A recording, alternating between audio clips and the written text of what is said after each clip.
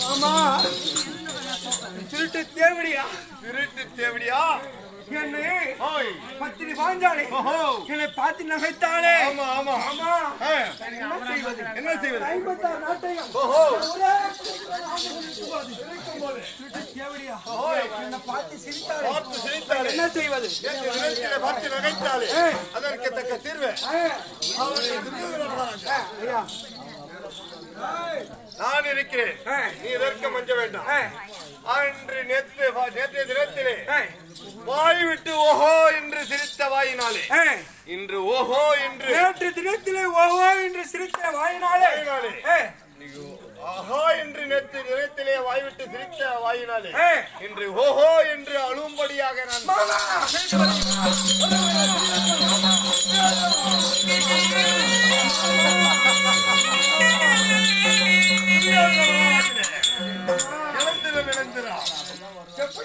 நேற்று நகைத்தாள் அல்லவா அவளை இன்று பார்த்தாள் அதே வாயினாலே கத்தி அலரும்படியாக செய்யும்படி நான் இருக்கிறேன். எதற்கு மஞ்ச வேண்டாம்.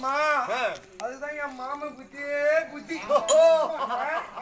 என் மாமன் புத்தியே புத்தி. பெரிய புத்தியே புத்தி.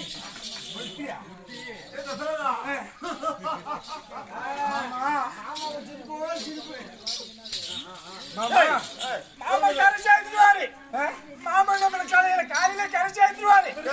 பயப்படாதே பயப்படாதே பயப்படாதே உன்னை கரை சேர்த்துறேன்றாரு.